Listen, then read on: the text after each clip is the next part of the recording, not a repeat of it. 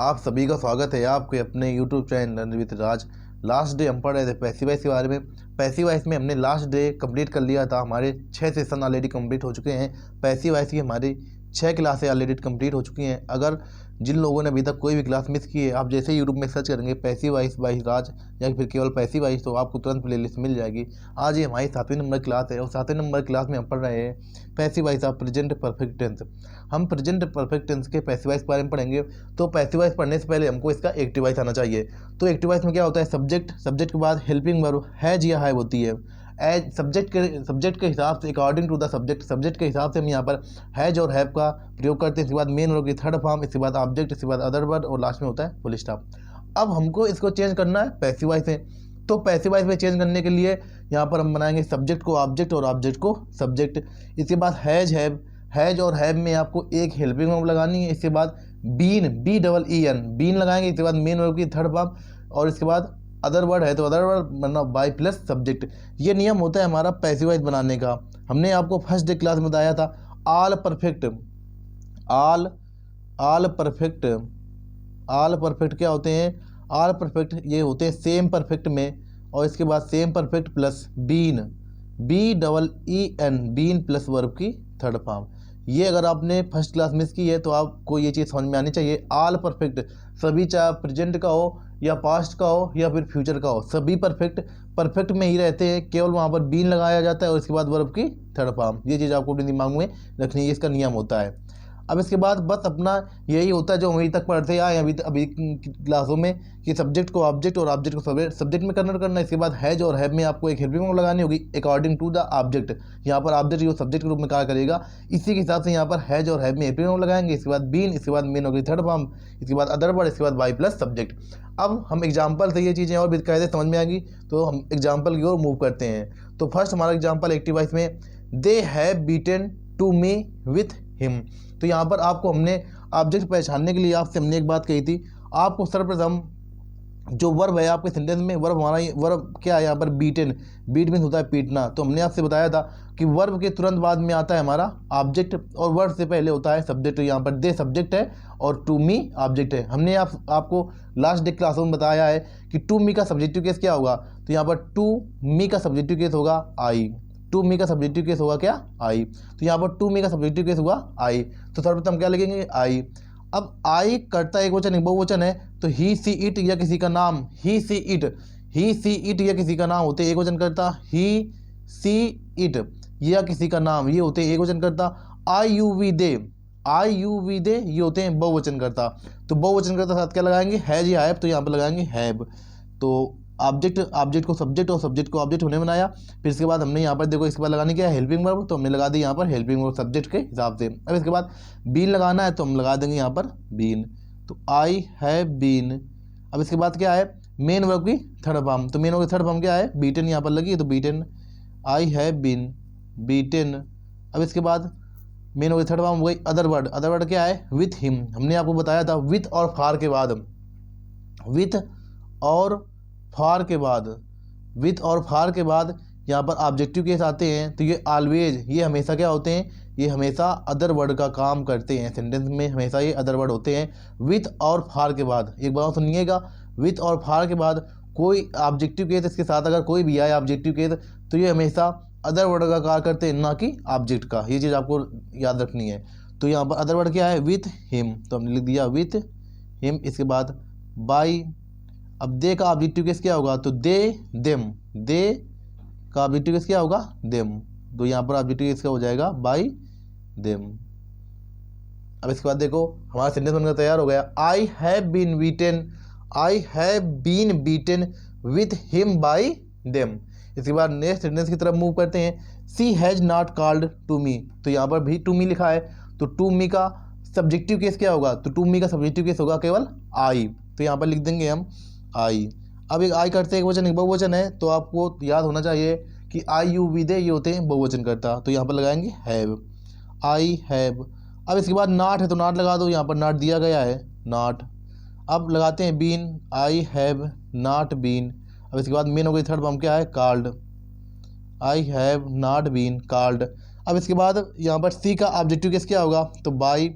इसमें other word दिया नहीं गया है, तो हम अपने मन से कोई अदर वर्ड नहीं लिखेंगे। अगर सेंटेंस में, अगर एक्टिव वॉइस में सेंटेंस में अगर अदर वर्ड दिया होता तो पैसिव वॉइस में भी हम अदर वर्ड लिखते, लेकिन इसमें नहीं है। तो बाई प्लस बाई, सी का ऑब्जेक्टिव केस क्या होगा, बाई हर।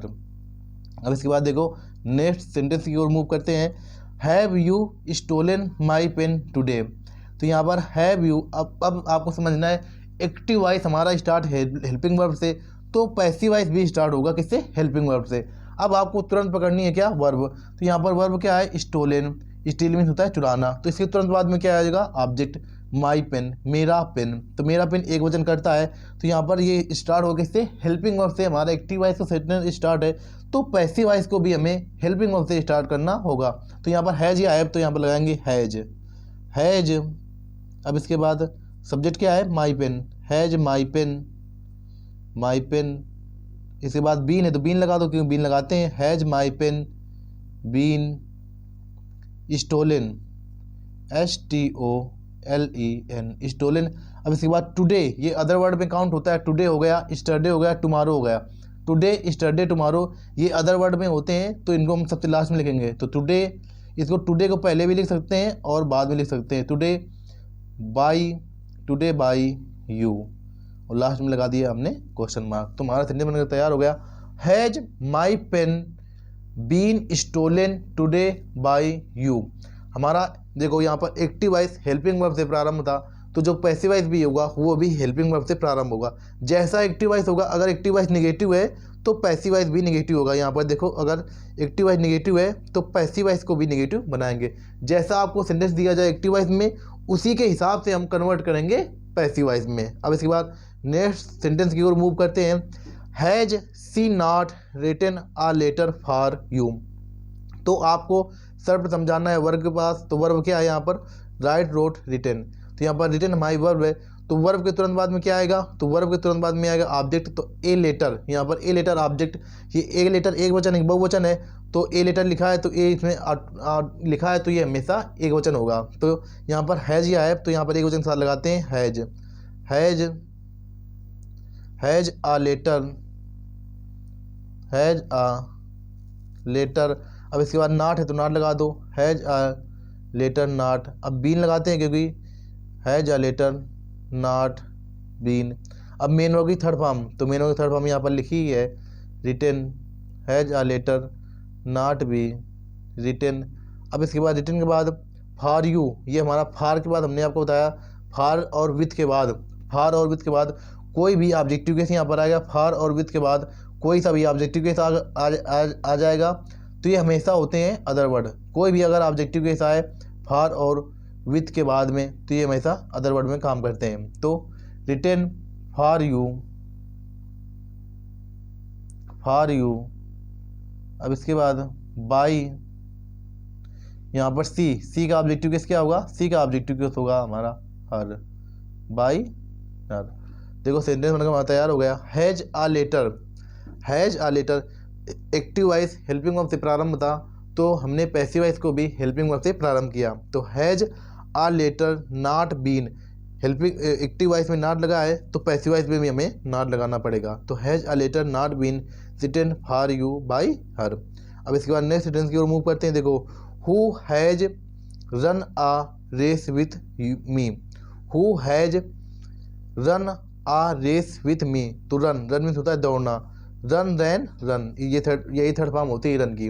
इसके तुरंत बाद में क्या आएगा, ऑब्जेक्ट ए रेस। तो ए रेस क्या है, सिंगुलर है, तो बाई हुम हमने आपको बताया, इसको हु को चेंज करते हैं बाई हुम में, by whom, by whom has, by whom has a race, by whom has a race been, by whom has a race been run. अब इसके बाद विथ मी अदर वर्ड है, with me, और by plus इसमें subject तो लिखा नहीं जाता है, तो इस वजह से बस क्वेश्चन मार्क। तो ये सेंटेंस बनकर तैयार हो गया। By whom has a race been run with me. तो आज की क्लास में बस इतना ही। आज की क्लास को हम यहीं पर बाइंड अप करना चाहेंगे, क्योंकि आपको जैसा कि मालूम है ये क्लास हमारी केवल 10 से 15 मिनट की क्लास होती है, और 10 से 15 मिनट क्लास में हमारा टारगेट यही रहता है आपको ज़्यादा से ज़्यादा कंटेंट प्रोवाइड कराया जाए। तो आज की क्लास को भी यहीं पर बाइंड अप करना चाहेंगे। अगर आपको वीडियो पसंद आया है तो 4 लोगों के पास शेयर अवश्य कीजिएगा, जिससे ज़्यादा से ज़्यादा लोग हमारे साथ जुड़ सके और अपनी तैयारी को एडवांस लेवल पर बूस्टअप कर सके। चलिए आज की क्लास में इतना ही। वीडियो को लाइक करें, चैनल को सब्सक्राइब करें। अगर आप इस प्लेटफॉर्म पर नए हो तो चैनल सब्सक्राइब कर लें, जिससे आपके पास कोई सा भी नोटिफिकेशन मिस ना हो। चलिए आज की क्लास में इतना ही, मिलते हैं नेक्स्ट सेशन में। तब तक के लिए जय हिंद, जय भारत।